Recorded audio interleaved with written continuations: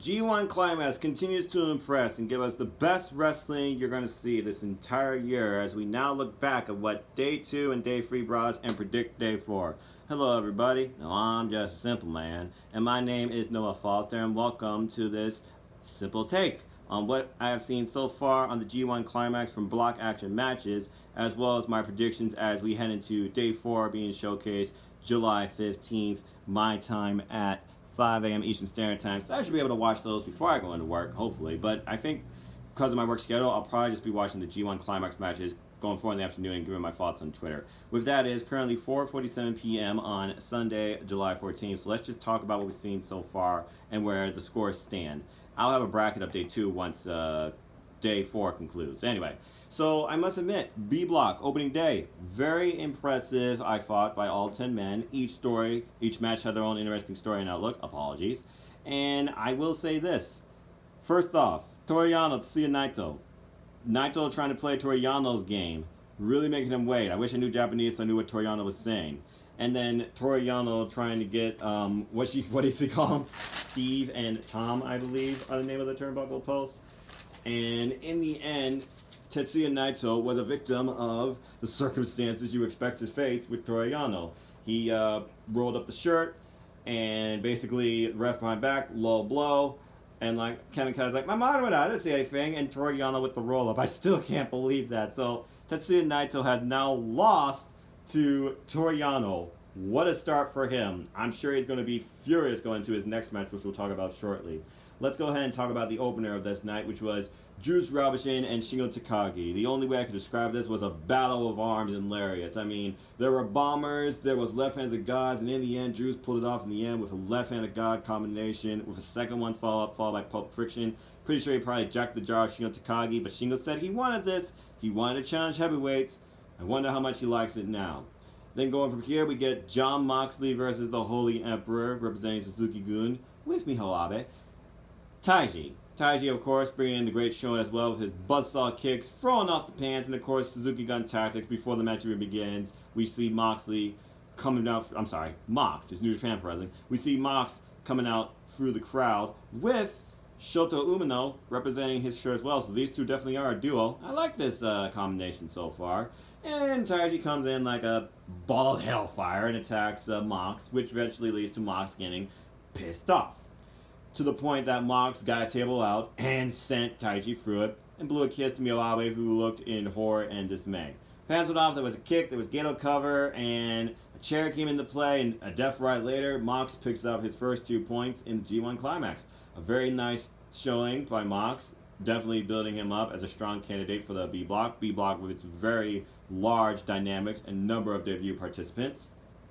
I'm curious to see how Taiji recovers from here. And Mox with a final statement. Let this be a warning, not to piss me off. So bottom line, don't piss off Mox. Simple as that. So following this, I want to go into what really was for me at Match of the Night, because I am a huge supporter of the Stone Pitbull, Tomohiro Ishii, and Jeff Cobb and them have so much history, including trading the Never Openweight Championship, which of course is currently held by Taiji.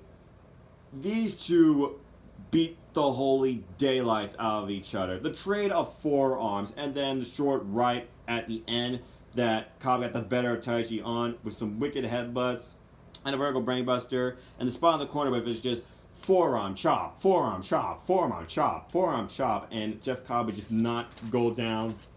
I'm like, go down, man! And eventually, the Stone Pitbull, he won, of course, with vertical brainbuster. There was top rope maneuvers. I thought the ring was going to collapse at one point. Both these heavyweights, truly, it was a battle of the irresistible force beats the immovable object, to say the least, because neither man gave an inch. Absolutely incredible affair. What a strong opening for the G1 for B Block. The strongest opening, in my opinion. So kudos to both men, and Tomohiro Ishii, he picked up the win. 2 points for him. Jeff Cobb, though, definitely has nothing to be disappointed about. I mean, Tomohiro Ishii said, bring it, hit me. Well, Cobb sure did all right, and suplexed the heck out of you, too. You seem to have loved it. I still think Tomohiro Ishii's head's made out of concrete, and in the end, Tomohiro Ishii won. This match was just literally a match about who could hit the other one the hardest to the point they can't get up. And the Stone Pitbull won that battle. Moving on from there, we go to our last match of the night, which was more of a methodical match and a proving ground, I feel like. Hiroki Goto that looks incredible, representing, of course, LA Dojo, versus the Switchblade Jay White. And in the end, to my surprise, Goto got the win. There were shenanigans, of course, with Gato and, of course, Jay White not taking Hiroki seriously to the point that he also played mind games and stayed down when Goto was going for his finisher. And Jay White seemed so comfortable, he even gave Gato a seat and just sat at ringside. But in the end, Goto won, and he said, "This is a new me, and I plan on going through the G1 Climax and winning it. Do not underestimate, do not count me out. Mad respect to this legend." So to sum it up, I thought the opening day of B Block really delivered. I think all 10 of these participants are definitely going to bring a unique story to this. And I feel like we're going to have some dynamic scores this time, despite your front runners like Tetsuya Naito and veterans like Tomoya Ishii in this. Again, Tetsuya Naito, he's already in this now, 0-1.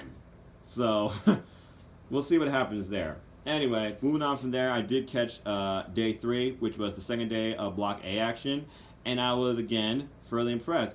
I find it interesting how my friend says Block B got the shaft. I figure like this. Block A is about all the people you know from New Japan Pro Wrestling and Japan Wrestling, while Block B has some veterans leading and basically going up against the young up-and-comers in today's professional wrestling. And then you got a few wild cards in there too. I mean, Jeff Cobb debuting for Ring of Honor, John Mox, Death Rider, debuting, of course, AEW superstar.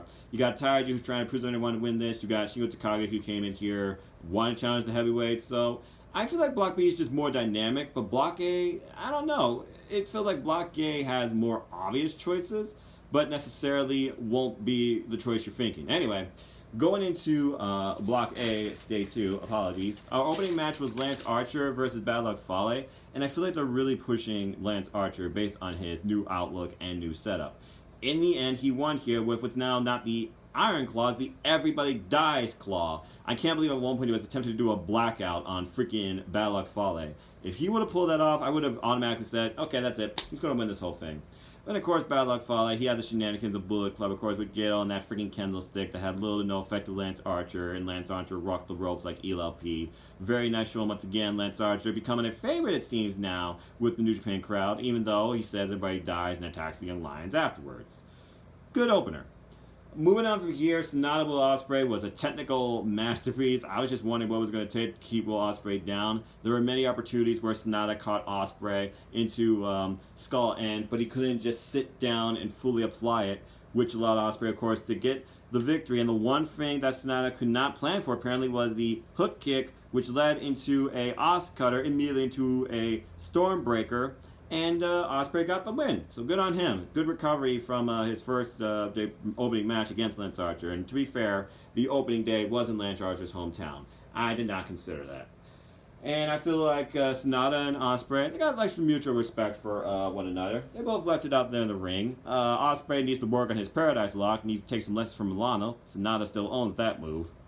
And at one point, when Sonata tried slipping it on without the help of the rope, Ospreay slipped out, so apparently Sonata, he rushed them. Pretty sure Milano gave that a thumbs down. But again, a really good match, and win at least, I think, 2/3 of the time limit. And we'll see what's next for both of these men, now that one's on the board and the other one is not.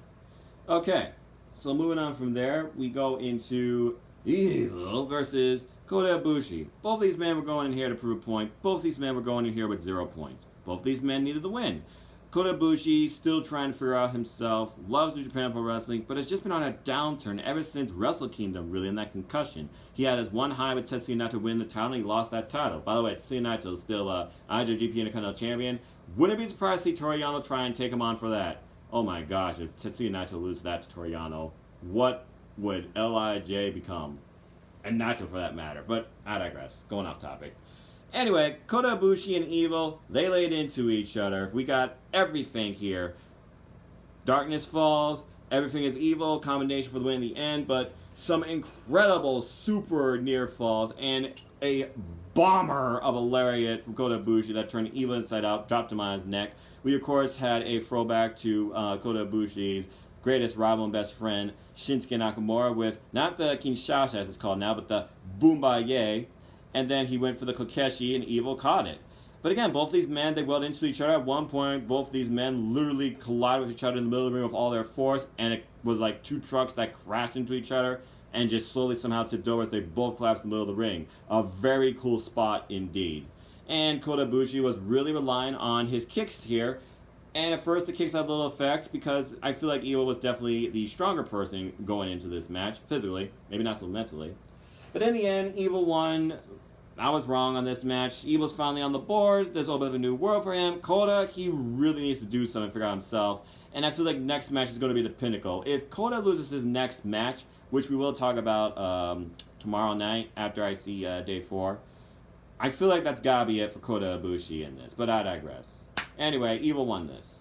So moving on from here, we had a New Japan Cup rematch and a Rev Pro rematch, really, where each man basically had one victory among each other. It was Zack Sabre Jr. versus Kazuchika Okada. Okada did not close the show. Anyway, this was a very fun and very flexible freaking match. Zack Sabre Jr., good Lord Almighty, getting you in 2 to 3 submissions at once. Banana split, and I don't even know what else Rocket Merrill said. I'm still trying to figure out all of Zack Sabre Jr.'s move, what else he can do. And there was just so many near falls in this match. I truly thought he had it. In my opinion, Zack Sabre Jr., he brings me the closest to believe in his near falls because he wraps you up. Of course, he did that typical wrap the legs, pin, and I'm going to bridge over you and stand on my head. And he nearly got Okada with that. But in the end, Okada got him relying on his strength, his striking game, Rainmaker, spin out Rainmaker, folded up freaking Zack Sabre Jr. like a pretzel. I mean, it was like rain met rubber pretty much, and Okada got the win 1-2-3 in a very physical bout that I'm sure Okada's going to be feeling that for a while. Zack Sabre Jr., of course, kneeling at the entranceway at his British Heavyweight Championship, which he still is. But I really wonder if he's questioning now, do I have what it takes to win this? Because I want to face Okada for the title. I want to become IWGP Heavyweight Champion. Can Zack Sabre Jr. do this? Can Zack Sabre Jr. bounce back? Only time will tell. But Okada, once again, strong front runner to win. But keep in mind, folks, and thank you, by the way, Kevin Kelly and Rocco Romero, for always bringing in this sort of analysis. An IWGP Heavyweight Champion has not won the G1, apparently, since the early 2000s, if not the year 2000. Can Okada become the guy to do it again? Apologies, I can't remember the previous one. Only time will tell, but you've got to imagine he's a strong, strong front runner. Which leads us into our main event of the night, which was the ace of New Japan, Hiroshi Tanahashi, coming off a loss from Kazuchika Okada, versus the debuting and returning Kenta, bringing Kenta Pro Wrestling to New Japan Pro Wrestling. And this match was definitely a different outlook versus the last one. While I feel that Kota and Kenta truly mutually respect one another, Kenta was basically trying to gain the respect of Hiroshi Tanahashi. He didn't take him lightly, but he wasn't here to play, as his post-match celebration said, or promo, said. He's here to win. And he did. Oh, by the way, Shibata was sitting at ringside at the Japanese commentary. I can only imagine what thoughts were running through his head. Maybe one of these days I'll take up Japanese, you know? Anyway, this was a very, very competitive match here. And even at points, Hiroshi Tanahashi just risking his own legs as always, he pulled out the high fly flow. Not once, but twice. The second one ended up biting him as he ate the knees. There were subtle slaps and insults and exchanges. They went outside the ring. Kenta was much more a brawler here than a striker. But in the end, Kenta won with his move, the originator of it, the GTS. But what's curious about this is afterwards, he went to go and try and shake Hiroshi Tanahashi's hand. Hiroshi denied it. Now keep in mind, Hiroshi Tanahashi is not a guy. He has that sort of standard for himself in New Japan. He's not the type of guy that just willingly shake your hand and be like, okay, you are really belong here. Which is what Kenta is trying to prove to himself. He belongs in New Japan Pro Wrestling. According to what they said, Hiroshi Tanahashi did not shake Shinsuke Nakamura's hand for a decade. Who knows how long before he shakes Kenta's hand if that's the case. But anyway, another strong affair. Hiroshi Tanahashi putting his pride before his body. You know that his body was screaming in pain, but he was not going to show it. And there was inverted dragon screws, of course, working Kenta's leg, one of the staples of Hiroshi Tanahashi and twist and shout. But in the end, it wasn't enough. Kenta picked up the win, and he basically said he's here to take over, as the shirt says, and win the G1. And prove to you all that I belong here, and Kenta Pro Wrestling is the future of New Japan Pro Wrestling. So again, another great showing by the A block, and now we get into our next action for the B block. Day 2 B block action. So let's go ahead and get into those matches. We first got Toru Yano versus Shingo Takagi. Another member of LIJ. Will they fall to Toru Yano? I don't know. I feel like Shingo Takagi is much more headstrong, and he's going to go in here trying to just beat the dance out of Toru Yano. I feel like he's going to laugh at him a little bit, but he's not going to take him as lightly as Tetsuya Naito did. I mean, it took him like 4 minutes just to take his suit off and then wear a shirt. And then Toru Yano's like, I'll wear a shirt too. Toru Yano is just one of those like hidden wild cards in this that could really give you upset and surprises. I thought Kenny Omega wasn't upset. Still probably the biggest up to this day. If it beats Shingo Takagi, though, I can only imagine how LIJ is going to feel about that. But I am going to go with Shingo Takagi to pick up the win on this one.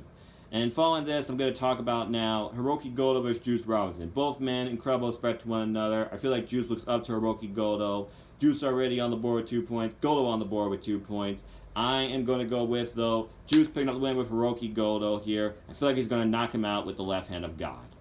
Moving on from there, let's go into Tetsuya Naito versus Taiji. Both these men with their own agenda, both these men with their own outlook on the G1. Taiji with 0, Tetsuya Naito with 0. Both men need the win. With that, this is tough, because I'm Suzuki-gun, you know, Takasa Ninare.